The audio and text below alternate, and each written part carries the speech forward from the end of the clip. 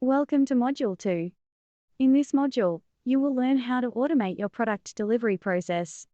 Our expert will cover topics such as order processing, inventory management, and shipping automation. So, get ready to optimize your product delivery process and reduce manual tasks with automation. You and I can do some of these things in automation. Let's talk about automation in product delivery. You might run the risk of sending too many notifications to your customer, but it's better to have one or two people feeling like they're getting too much than to have. It's better to have most of the people feel like they're getting too much than to have one or two people feeling like they're not getting what they're paid for. Right? So again, part of the product delivery process is automating every avenue that they can possibly get it. If you're going to use a membership of content of any kind, right? If you're going to use a membership and people are getting their content locked, that means they're going to need a login and password. Number one, you have to make sure your delivery email arrives in their inbox. It's not enough that you sent it. It's not enough that it's supposed to happen. It has to arrive there, and you've got to do what you can to make sure.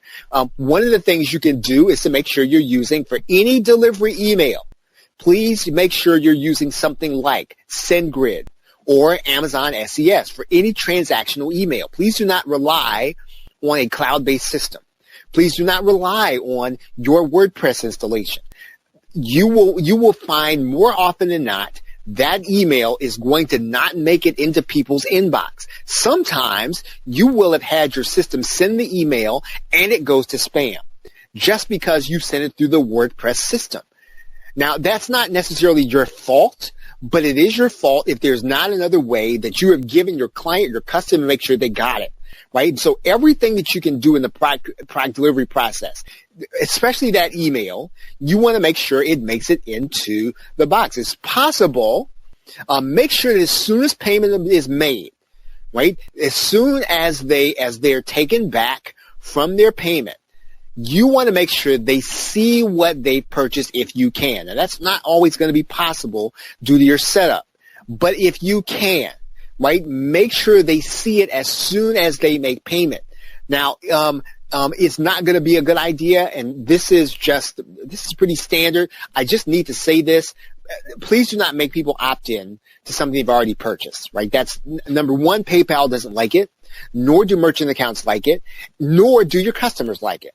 So somebody have bought from you, and you're going to force them into an opt-in form. Don't do that, right? Not only is it bad etiquette, it really will kind of get the relationship started in the wrong way. Now, if possible, right? If possible, and it's not always going to be possible, but if you can, and this is going to be a little tricky now because Google Chrome is now no longer auto-playing videos, but it doesn't matter, right? Put a video on your page that is visible that says, watch this video first, right? And make it prominent. Make it so that it is unavoidable. Make it so that it is enticing for them to watch the video first. If they refuse to watch the video, give them visual directions. Give them a PDF. Explain to them exactly the first things they should expect, exactly the first things they should be doing. Explain it. Their first contact after paying, if you can, should be something that says, step 1, do this now, right? If you can do this in video, try to do it in video. Now, again, even without the autoplay, this is going to go a long way, again, toward making sure that you are, and again, this is something that you can do ahead of time. Right? This is something that now it sounds like, well, that's not automation, but that's not moving them. But it is automation. It's because you are really explaining to them, and you are keeping your customer service from having to deal with a problem that you are heading off by making sure that you're explaining something ahead of time. Now, your email or support site should be visible in case something goes wrong. Now, again, that's just common knowledge, but now it's not commonly done. Right, so please make sure that your support's going to be visible when that happens. Now, this is a minor point, and I'm going to tell you why this matters in a minute. You would rather people go to your support link than rather email you. right? Now I'm gonna show you why that's the case. Now, you can do an email, right? A support email, but if you have a help desk, try to get people to go to your help desk, and I'll tell you why. Let's talk about automation and customer support. Automation support. The more automated your support is, the better your customer experience is going to be, right? You want to try to do something like anticipate frequently asked questions. You probably get, of all of the people that come to your support desk, there are probably 10 questions that a lot of people ask, right? Now, again, this is going to take you time to do, but it's worth doing. Make sure your customer can easily see these questions. Now, in the FAQ, doesn't feel like automation. That's not the cool part of automation, but what you've done is you've stepped out ahead of time and you've given your client or your customer the opportunity to ask and get answered a question that commonly gets answered. Now, again, what if your support is not around? What if your support's not going to be answering questions for another 5, 6, 7, 12 hours? You want to make sure that if it is a common question, they can get the answer to it. So when they come to your page, when they come to your customer support page, your support link, right? Again, you can't do this if you're doing a support email. You can do it if you're doing a support link. When they come to your page, try to make sure that the customer can easily see the questions and access the answers. This is important. And this is why you want to send people to the support site, right? Instead of just the email, because they can see your frequently asked questions, because you've taken the time and you're adding to this all the time. Right? You are building this up. So again, this takes time to do. It takes time to set up initially, but also it takes time to build it up, because every time you get a question that's going to commonly be asked, you can add that to your support site so that when people come there, they can see promptly, oh, you know what? This is something, this is my very question. I can get this answered right now. I don't have to fill in a support request. And again, when it comes to the people that you're hiring, right? Again, human capital, labor capital. It means that you're spending money to hire people that can focus on activities that will grow your business instead of things that are just commonly that you can take care of on automation, right? If your customer, if your assistant, if the person you're outsourcing to is spending their time on something that you could have answered up front, again, I wouldn't say it's wasting your money, but it is not getting the return on investment that you were putting in by getting a human being to work with you. And this can be done on a hosted site, right? Now, typically you'll see this with help desks and support desks like Zendesk and Freshdesk and others. I'm going to show you an example.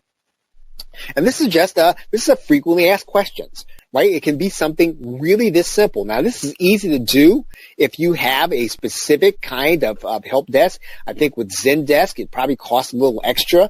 With Freshdesk, it might come with it. And basically, it's going to be worth it. What is it doing for you? Well, what it's doing is it's giving your clients and your customers a chance to ask questions, right? And to get them answered without your customer service person having the answer. And while your assistant can continue to work on high value activities.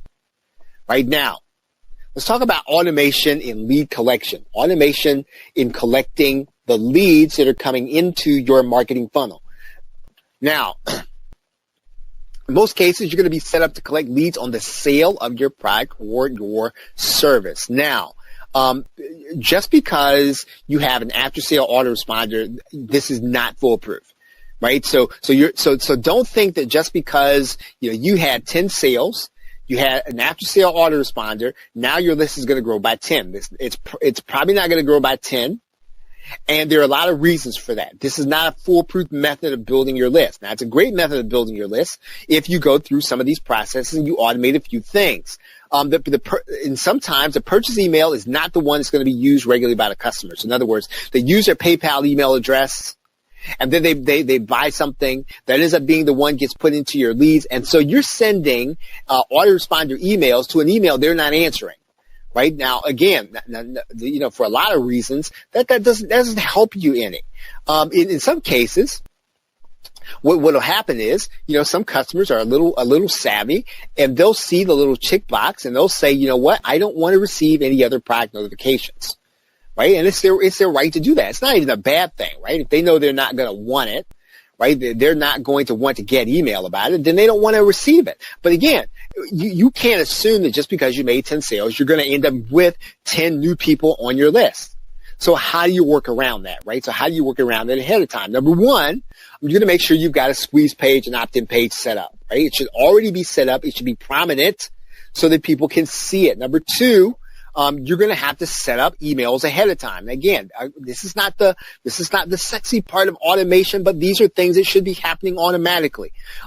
People should be told automatically. They need to be incentivized automatically to go to your opt-in page after they purchase. Now, why? Now, you can get them there from their thank you page. So if they end up landing on the thank you page, you can incentivize them. You can give them an offer. Give them an offer to get something free if they go and they do this right now. Give them something that they will value. Give them something that you'll have no doubt that they will go to get their best email address, put that email address in, get the confirmation, follow through, and get what you promised them if you give them a proper incentive. Now, again, this has to be set up ahead of time. You try to do this with a broadcast email, it's not going to work. Excuse me. And even if you get it to work, right, you're going to have to do it over and over and over again. What you want to do is set this in motion behind everything you sell. So that anytime somebody buys something, anytime somebody sees something, they see the thank you page, they see your incentive. You want to get that person to opt in onto your list. Delivery page. Make the same offer again, just in case they miss it on the thank you page. If they actually do get the initial automated email, right, make sure that they see the offer again. They see the offer to opt in. Again, this should be part of your double opt-in process. You want to put these people through a double opt-in process because the double opt-in process is going to be a higher quality lead. And when an individual opts in on this list, then you're going to automatically have them removed from the automatic lead collection list if they're using the same email, right? Right? You want to do that. So basically what you're doing in this lead collection process is you're trying to move people into double opt-in list, even if they came in single opt-in. Now, and you try to set this up ahead of time because again, you want to make sure that the person that number one, they put their best email in. Number two, that they're double opt-in and that they're open to communicating and getting your email from you. Now, and again, this kind of goes to what I was saying. You stand the highest possible lead quality from this method. You're going to get the highest quality lead of your lead collection, right? Your leads are going to be of the highest quality.